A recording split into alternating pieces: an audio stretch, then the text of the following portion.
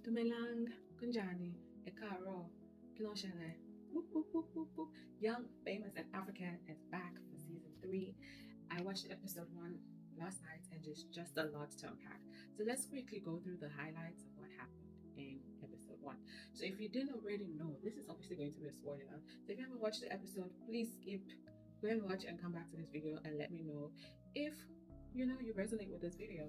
So as the title says, Young, Famous, and African, it is based in South Africa and it highlights, or they have like different um, young, famous, and African influencers, DJs, content creators, actors, actresses, TV presenters, and so forth. All these people in the entertainment industry, right?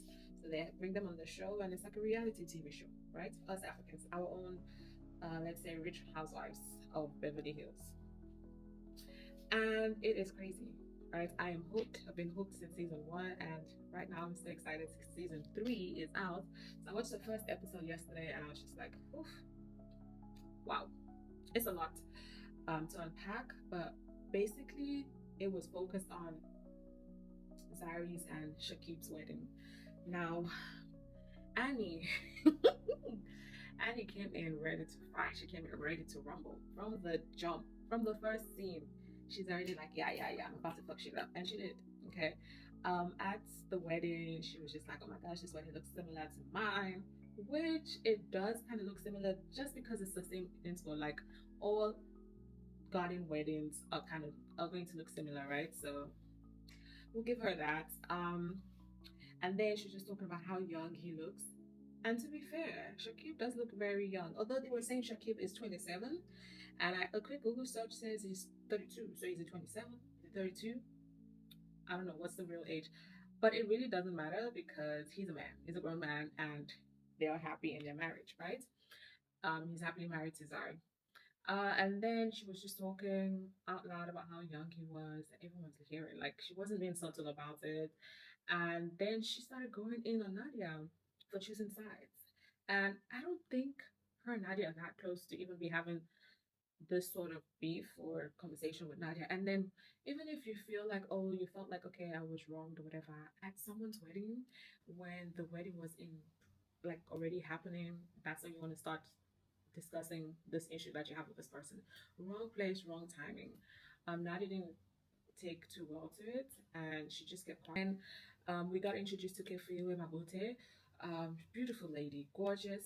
Only issue I had with her was her coming late to the wedding and walking in like she owned the place, which is such a beautiful darling. DJ Naked and Platinum met at a barber salon, and basically Platinum was like, oh, he wasn't invited, even though he was invited, but he just felt like him and Zari were not on good terms, especially with the out backlash, I guess I would say on social media. She said they were cancelled and whatever.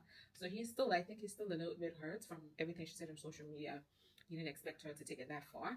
And yeah, he didn't show up. So, and then he said that he can't be jealous of something that he can always have back. If he wants her back, he can get her back. According to Platinum, Platinum is the real bad boy. He is that boy that they warn you about. Listen, be careful of that boy. Annie and Fantana went out for lunch. Once again, it seems like any time Annie has a one-on-one with anyone, she's complaining about Swanky. And it's season 3, and we're still talking about this old to Baba, Swanky, blah blah blah stuff. My mom, my daughter, my this, my that.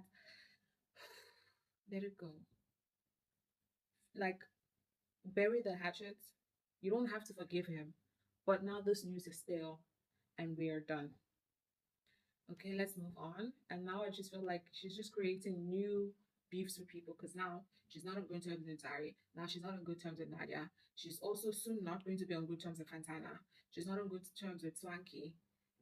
How many people are on the show? How many people are left for you to be on good terms with?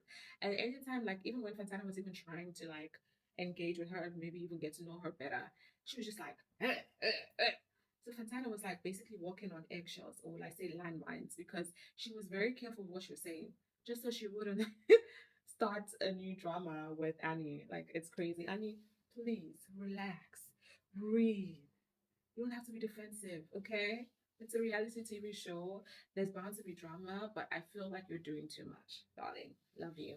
Noticed like when people were hugging each other, it wasn't giving warmth. It was just looking very stiff, very weird, very.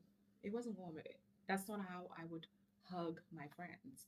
So I think they could do better in hugging each other and being more warm around each other. And then the last scene of the episode ended with Kate Filo's event where she invited everyone. And Annie was the first person to arrive at the event, and they just clicked. It was friends at first sight. Okay, they were having a swell time together, bonding over motherhood amongst other things, until Nadia came.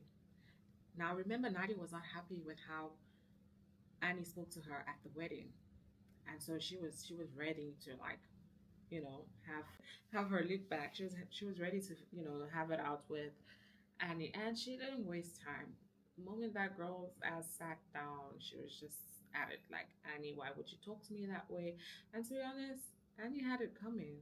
You need to re-strategize. I mean, the entire thing has already been shot, but she needs to calm down basically and actually take time to get to know people, because a lot of people complain they don't know you, right? And anytime people engage you, you're always talking about your husband and your kids. But we want to know, who is Annie outside the husband and the kids, right? People want to know who you are. So that's it for episode one. Let me know if you want me to drop episode two review. And let me know, did I leave something out? Is there something that you noticed that I didn't notice? Let me know in the comments.